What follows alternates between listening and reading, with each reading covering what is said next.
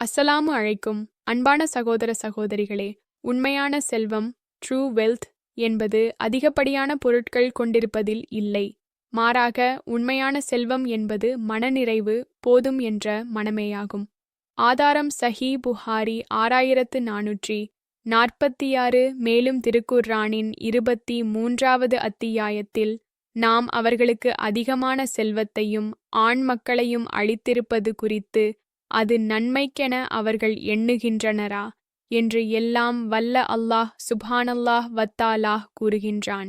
Most of our mental unrest comes from wanting more. True relaxation starts when we find peace with what we already have.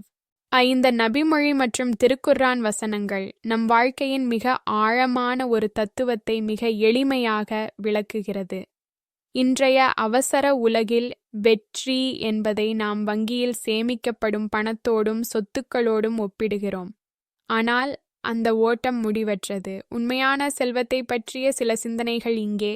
1. தேடலின் எல்லை, the limit of desire. நமது ஆசைகள் ஒருபோதும் திருப்தியடைவதில்லை. ஒரு இலக்கை அடைந்தவுடன் அடுத்த இலக்கை நோக்கி நம் மனம் தாவுகிறது. போதும் என்ற எண்ணமில்லாதவரை ஒருவன் எவ்வளவு சம்பாதித்தாலும் அவன் ஏழையாகவே உணர்வான். மனநிறைவு ஒரு கலை, கண்டென்ட்மெண்ட் இஸ் அன் ஆர்ட். போதும் என்ற மனமே பொன் செய்யும் மருந்து என்பார்கள்.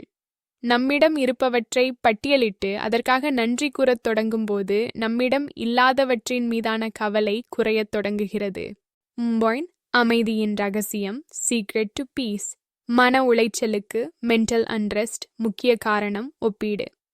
மற்றவர்களிடம் இருப்பதை நம்மிடம் இல்லை என்று ஒப்பிடும்போது நிம்மதி குலைகிறது. ஆனால் நமக்கு கிடைத்திருக்கும் நன்மைகளை உணரும்போது அந்த நிம்மதி தானாகவே கிடைக்கிறது. செல்வம் என்பது கைகளில் சேர்வது மட்டுமல்ல, அது இதயத்தில் உணரப்பட வேண்டிய ஒன்று. நம்மிடம் இருப்பதை நேசிக்கத் தொடங்கும் கணமே நாம் உலகின் மிகப்பெரிய செல்வந்தராகிறோம். உங்கள் கருத்துக்களை இங்கே பகிருங்கள். போதும் என்ற மனநிறைவுடன் நம் வாழ்க்கையை நிம்மதியாக வாழ நம் அனைவர்களின் மீதும் அல்லாஹ் நல்லருள் புரிவானாக. ஆமீன்.